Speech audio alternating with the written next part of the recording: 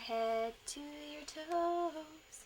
I love you from your head to your toes.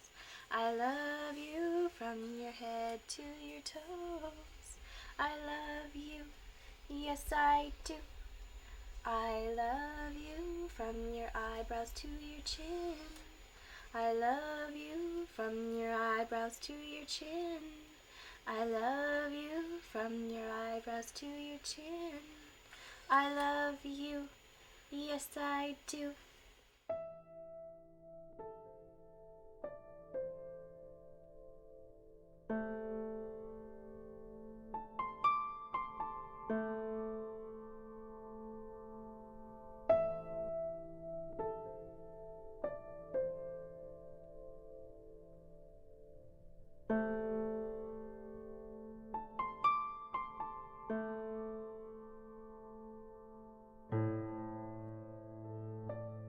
Sharon is a child that he needs 100% care.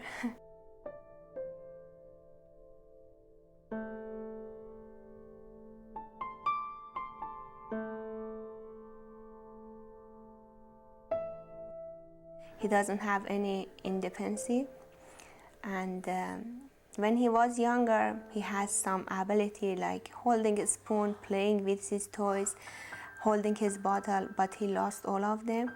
And for the last 2 years, he's not even able to move his hands or hold his head, and he needs 24-hour support. Can you see that? Each year we challenge with new problems. Right now I have to catheterize him. He has a G-tube and I have to feed him by G-tube, and also I have to feed him by mouth because he's able to take a period food. And even for holding his toys, I have to help him.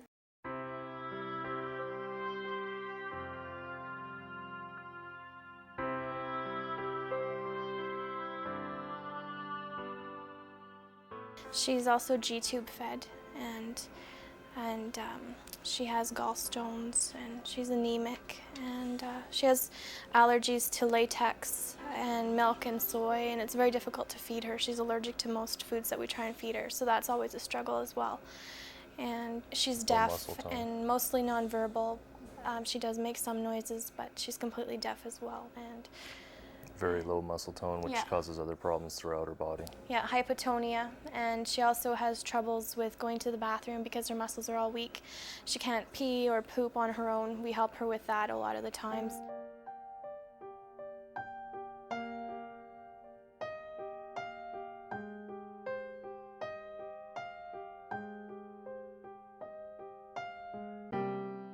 From a developmental point of view, he had low muscle tone, he was nonverbal. He gradually had difficulty eating, so became entirely G-tube fed, was in a wheelchair, and as he progressed and his condition deteriorated, he needed more and more medications and more supports with oxygen and suction and things. But ultimately, we never did actually have a firm diagnosis, so to this day we don't really know what his condition was.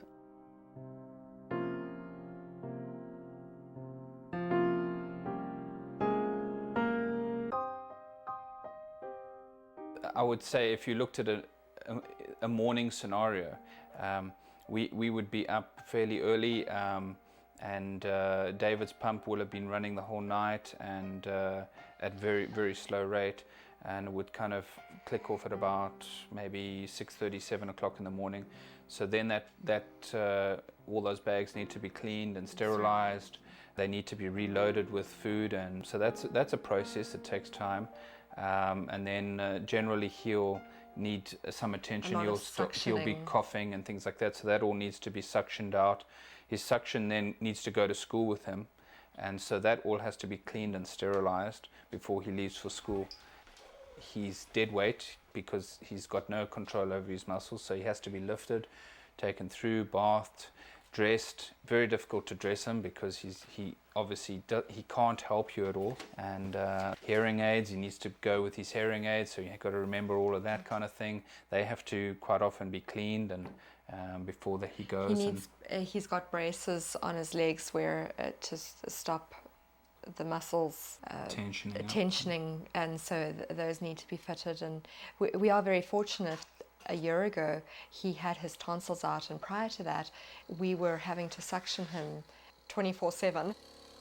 He comes home for lunch and he'll need feeding, and he has to have his feeding pump put on and turned off and things like that, which is fairly quick. And then in the afternoons, then he's back and he's with us, and then he needs stimulation and people with him and things like that. So it's fairly intensive, but we're fortunate in that he's got such a pleasant disposition. This food is a mixture of formula and Pedialyte. We have one caregiver that comes 3 nights a week from 11 p.m. to 7 a.m. and then another caregiver that comes 1 night a week from 11 p.m. to 7 a.m. So 4 nights a week are covered by caregivers at night. We used to have 5, but one got scared away. It's too complex. And what happens if you give it at the wrong time, things happened and you gave it late? What would you do then? So if you give the medicine late, you can just write in this column where it's Training and working with caregivers always takes time. In training caregivers, I've made it easier by making a manual. It's about 30 pages long, and I have in it, if she's gagging, these are the reasons she gags. I have like flow charts of everything, and that helps them. They can just look it up if we're sleeping, and if they still need help, then they can come get us. I mean, we're one door over, so. Yeah. Cheyenne has a caregiver that she's coming every day. Actually, I appreciate to living in Canada because there is lots of support for disabled child. We have 30 hours each week for respite. Also, I find a great program that's excellent for Cheyenne.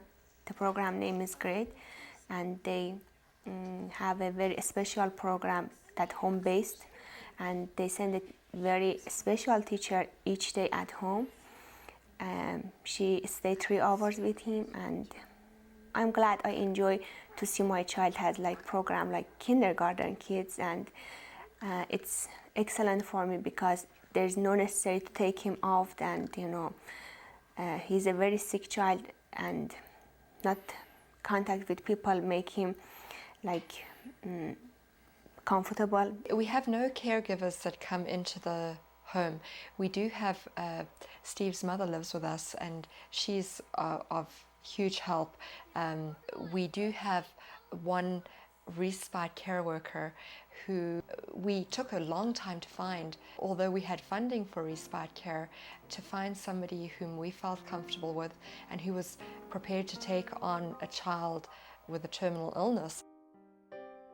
By the time he was 2, we had definitely official caregivers and respite caregivers coming into our home, all of which were just community members, people mostly actually that we found through our church.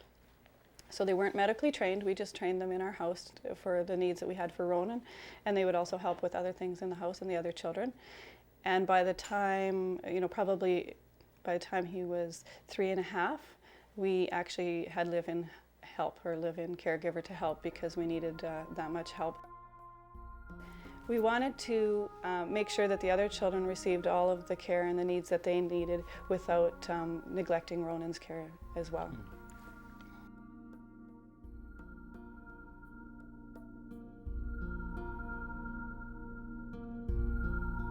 I think when you're dealing with a child that has a palliative condition on a day-to-day basis, it becomes normal. And when you visit the hospital, it refreshes all of that in your mind again, and so that's quite stressful, especially from where we live. It's a 3-hour drive in the morning. We're trying to get kids off to school. By the time we get to Calgary, we're stressed. Then we have to deal with Calgary traffic, which we're not familiar with, which stresses us more. And then we get to Children's Hospital and we have to find parking, which is a foreign concept to us as well.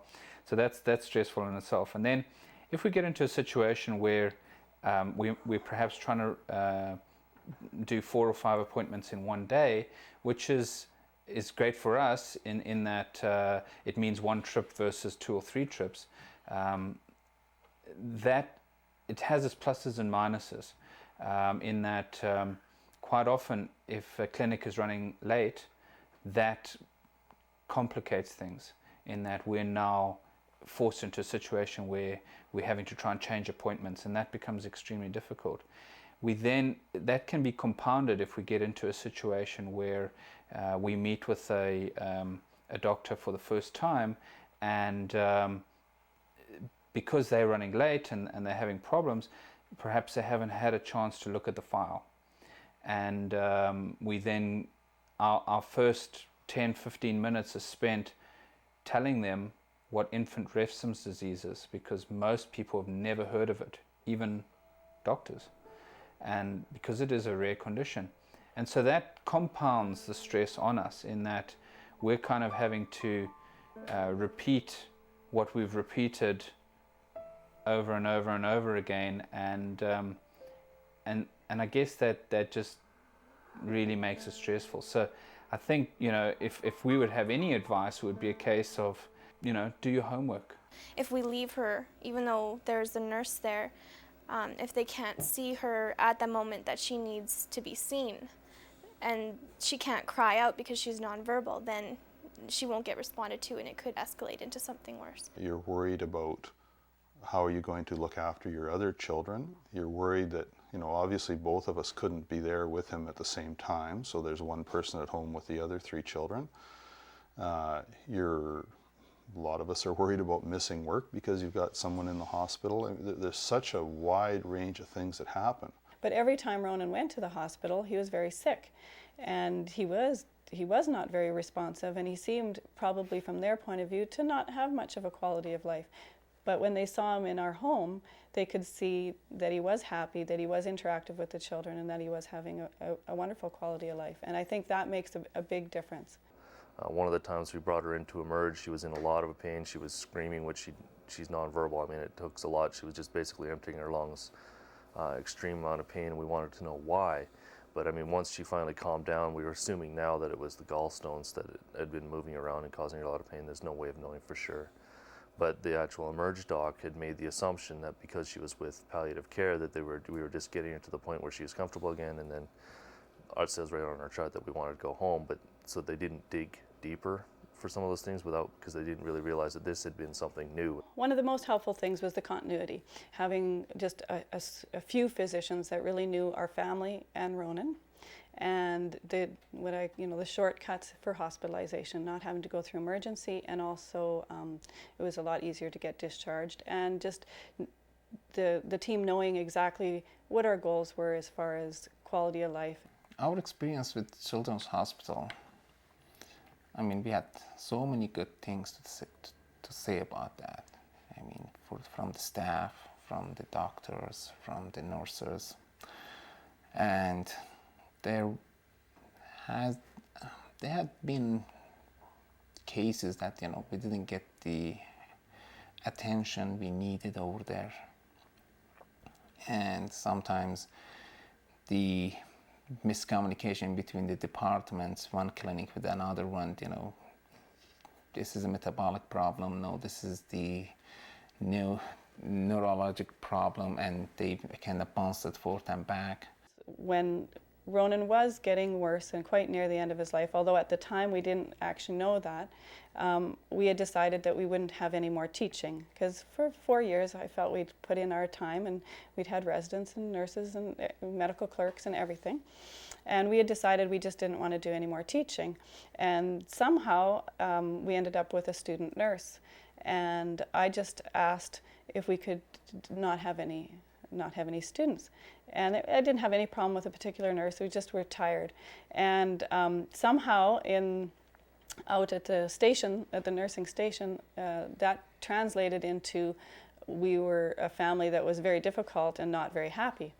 And we actually had, I think probably the nurse manager come in and ask, well, is there a problem, or is there anything going on? And I put the 2 and 2 together, and I said, oh no, I said, we have no problem at all. We just had decided not to have any more students. Everyone would ask us questions, probably about 10 times a day you'd be asked questions over and over and over, and you'd explain it. And in my mind, I thought, as I'm explaining to this doctor what's going to happen, or as I'm explaining the history of Cassandra to this doctor and all her symptoms now, they're going to go away and come back with something to fix her. That's what, in my mind, That's what my expectation was. But then another person would come into the room and ask me to explain the history again, and I'd explain the history and I'd explain the symptoms, thinking they're going to go away and they're going to come back with a fix. But I'd see 4 people that I never would see again, and then another person would come in and ask me again, and I would just have to explain it again. And I don't necessarily know who I'm talking to all the time,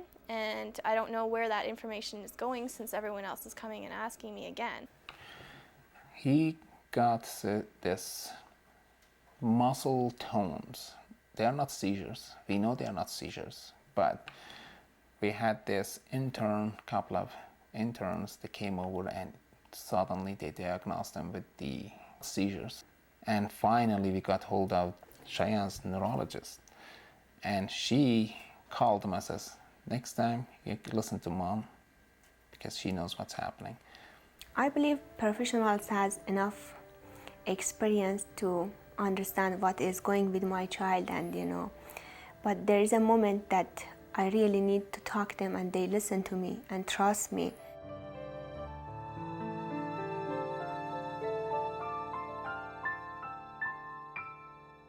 Actually, I think a childbirth should be one of the happiest moments for a couple, and it was for us too. First day was the most happiest time in our time, and his condition is getting worse each time. I definitely felt grief in the first year because I knew that the baby that we had was not, going to develop normally and be like our other children that we had. So once I got over that, I shouldn't say got over that, but once I worked through that and realized that, well, this is the way it is, then I completely shifted into how are we going to manage Ronan's life and make it the best life possible for him and for our whole family. We accept the fact that he got some problems, and we accept the fact that we might lose him. And it gets easier in some ways because we are able to adjust and have a life and just kind of live every day the best that we can. But it also gets harder because we start to realize, what her limits are, and we realize, and they're fairly extensive. And we realize that there may not be time when she learns to read or goes to school, whereas we used to kind of think that would be something that would happen. It is an emotional roller coaster.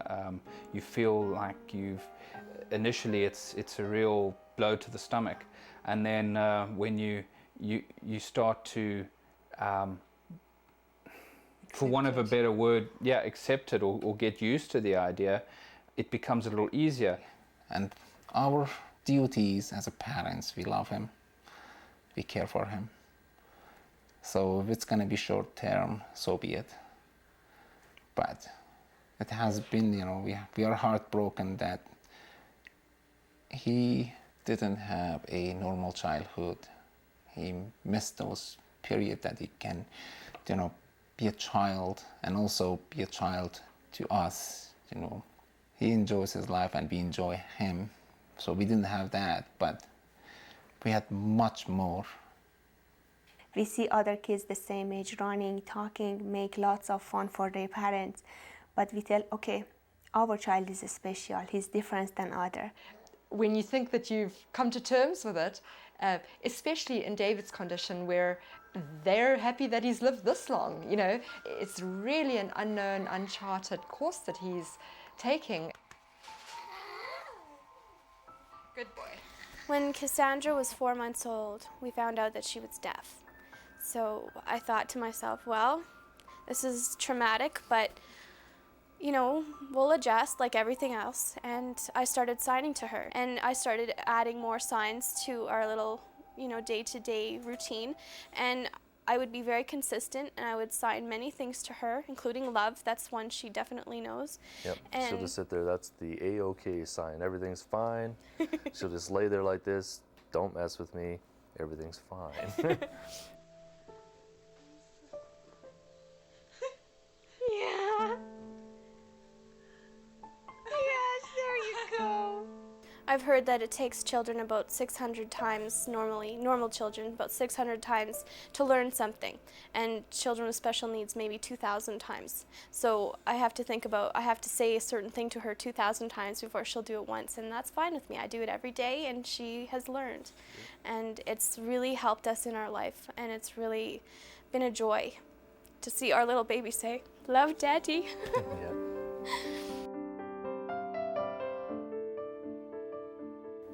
Any small movement, any small smile that he do for us is like such a joy for us. He's such a child that, I don't know, when I look at his face, I see he's the happiest boy in the world, and I think that's it for me. We cannot communicate to him right now, but there is some special feeling that passes for them back.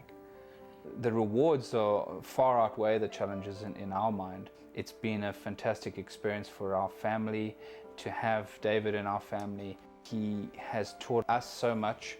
I think he's been good for our other children. They've certainly realized that it's not all about them. It's been good for them. They've learned to look after him as well. They've learned to care for him. I think it's made them more compassionate. And we've learned so much by this experience that when you go back to your friends It's hard that to explain. haven't changed, like we've changed so much that it feels weird being around people. You get to a point when things go on, as they have, where it's almost business as usual, and you really have to kind of sit up and face the reality that yes, our child has a palliative condition and that he is going to die, and it's, as I say, you almost have to go through that a few times to get to the point where you recognize that, and it is an emotional roller coaster.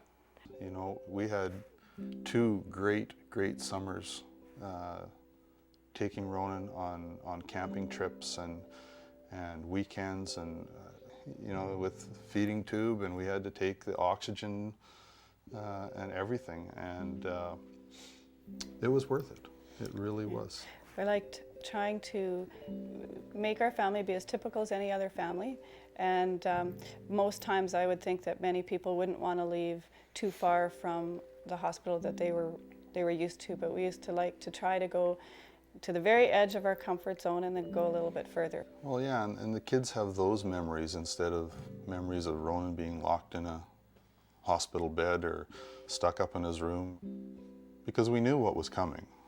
We didn't know when. We didn't know if it was going to be 6 months or 6 years. We just, nobody could tell us, and we knew that something was going to happen at some point, and it wouldn't really be our decision of when it was going to happen. So, we had to do those things. Every night we have to check on him at least 2-3 times, at least. So, he is breathing, his airways are open, he's not cold, and whenever he gets thirsty, right now he cannot call us up. So we have to basically check on him regularly. Whenever he's up, feed him, give him some water and stuff like that. And when I turn on the light and he's up and he's searching around for a moment, I don't know how good his visions are right now, but when I see, touch him, you see this joy, and in his eyes, his eyes start sparkling. That pays up for everything.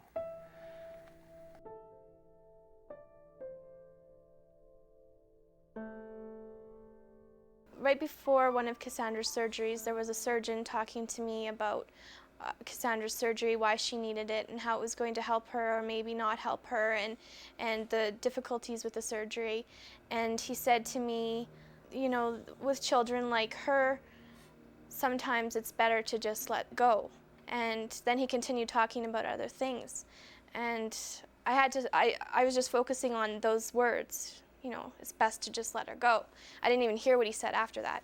And I said, wait. Do you mean that it's better to just let her pass away? Like die?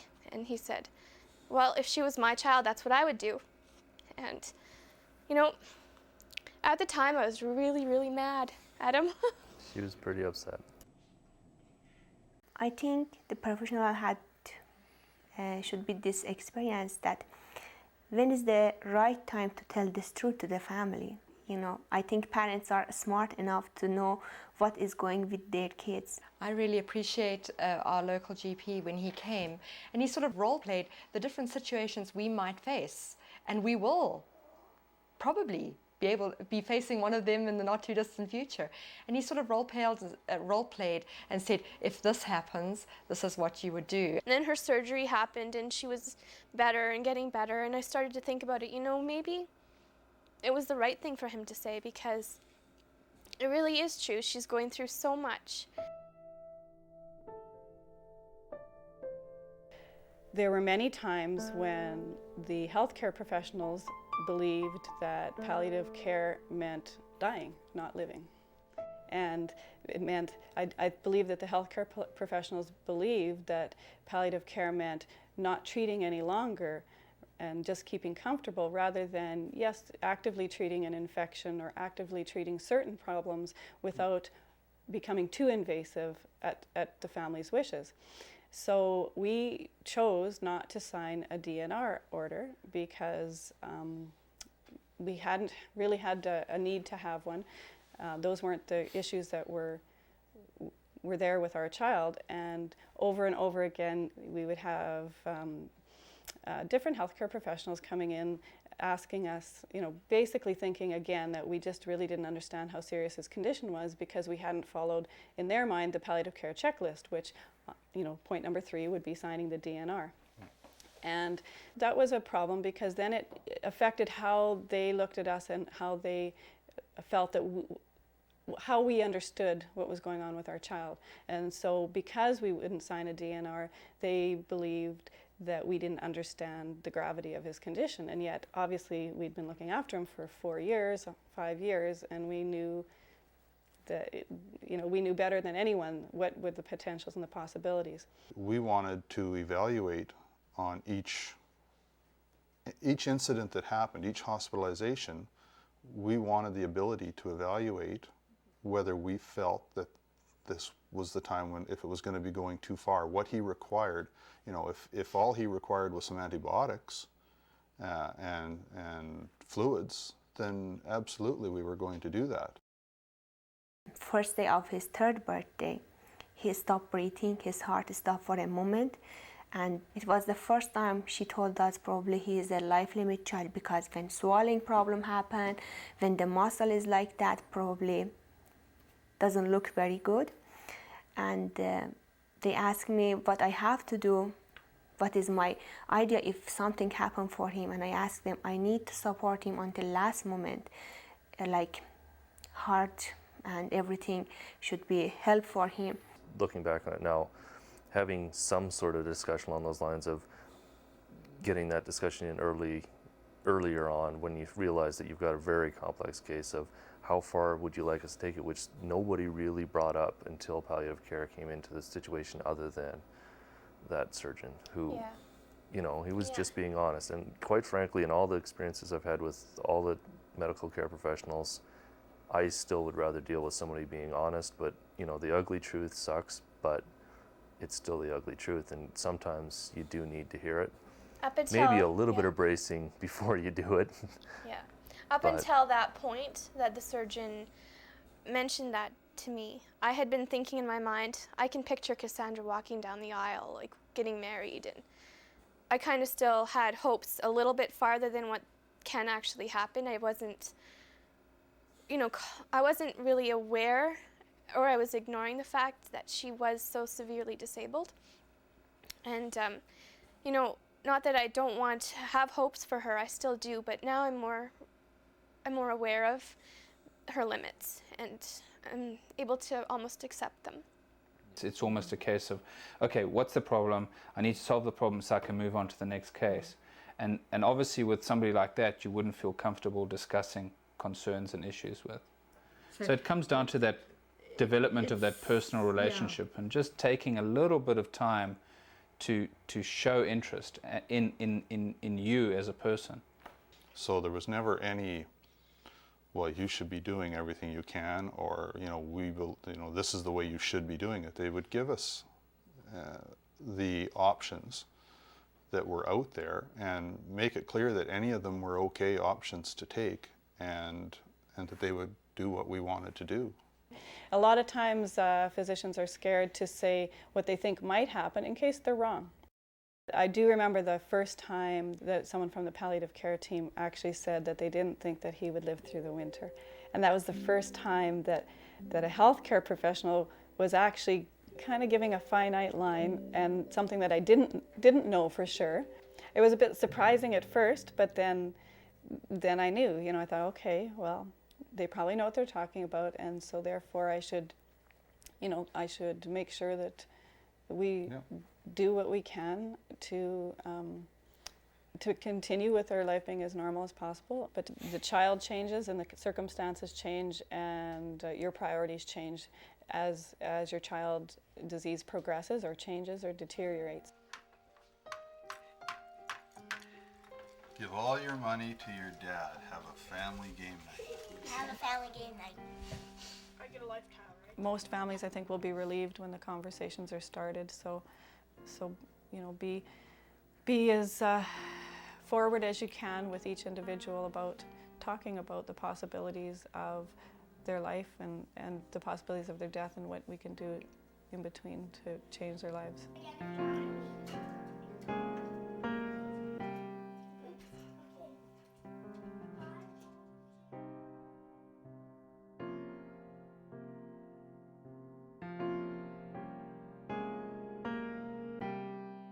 So we went into the weekend hoping that perhaps he would respond to the antibiotics, and the BiPAP would help him breathe while he recovered from his aspiration pneumonia.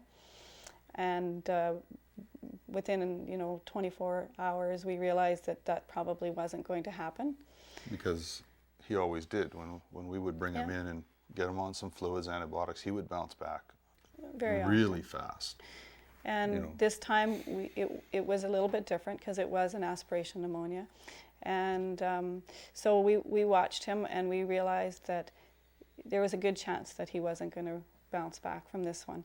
So again, he was on the BiPAP machine, and we still had not decided about a DNR or not to intubate.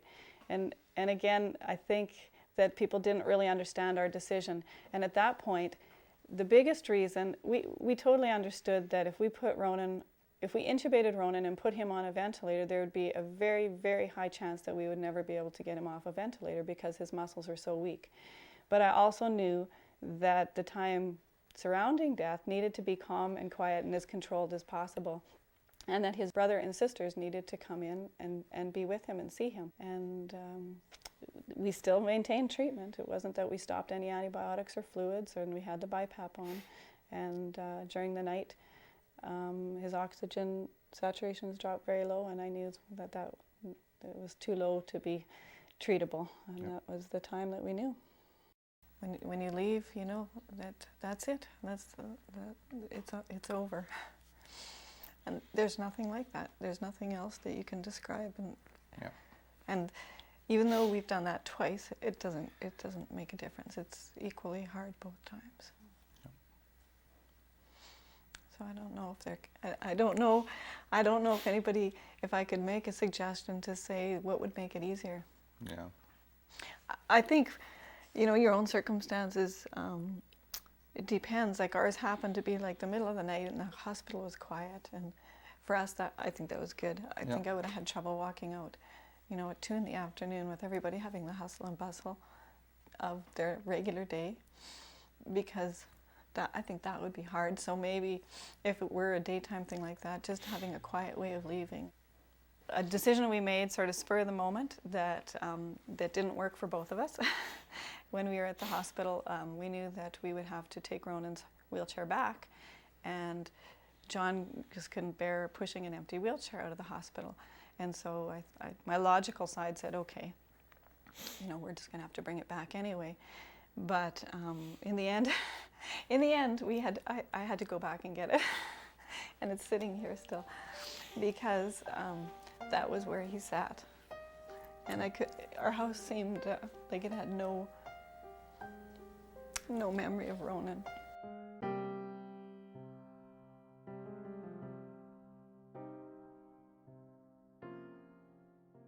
I believe our life is such a short term, and probably there is a better life. But this is everybody's right to enjoy this short-term life. And things that happen with my child, I don't wish for anybody, but I accept that, and I think maybe this is an exam or test that I have to do at this world, and I accept that with happiness. And I think my responsibility as his mother is loving him and supporting him, and this makes me happy. There's times, you always question, did we do something to deserve this? I mean, there's natural questions that people always ask, I think, and it's just human nature. But it was always important to us that the family came first in whatever we did. That our belief was strong in the church. We didn't ever blame God or anything like that. As we cared for Ronan, we knew that there was a plan for him, and it wasn't up to us what that plan was going to be. In our faith, we have a very strong belief in the afterlife, and we believe that families are forever, and in our faith we are sealed together as families. A reason for our being on earth is that we come here to be challenged. We come here to face different challenges, and as spirits we need different things, different challenges in our lives. Day to day is how you live. You live day to day. That's how she lives. You just need to make it through. If she's having problems, you do what you can to help with that. If she's having fun, make the most of that. I mean, it's really, really important to have those memories for everything. I mean, that's Cassandra, not when she's in pain. It's when she's having fun. So. But I believe in fate, and I feel like my entire life I've prepared. I remember experiences from when I'm a child, and I feel like my entire life has been set up to take care of Cassandra. I feel like everything I've learned in my life was aimed towards this experience, and that helps me to feel like I can do a good job, and I know what I need to do, and this is what's meant to be. We view David as somebody that is a tremendously special person, and somebody that it really didn't need to face the kind of challenges that normal people face. And so from that perspective, he's a huge blessing in our lives, because we feel privileged to have been chosen to be the parents of a child or a spirit that is so special that he's never needed to face those challenges. And we know that his experience here on earth will be brief, and he will move on and he'll have great joy. And so that's a comfort to us. I think the biggest challenge there is that we need to learn things from him, and we already have. You realize that even a little boy who can speak and couldn't walk or talk can touch people's lives, and that made me grow and realize and accept people the way they are, and that they have value that sometimes that we don't see right off. A lot of people wish their child didn't have the condition or could have lived longer, and I maybe wished when he was younger that he could be cured or that he were like my other children. But by the time that he died, I didn't wish that any little bit about him was changed, and I somehow in my heart knew that he was supposed to live 5 years.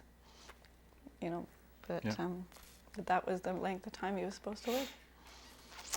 I mean, it doesn't mean you don't want him back with you, but it was like it would have to be a sort of in suspended time, because it was the right time for him.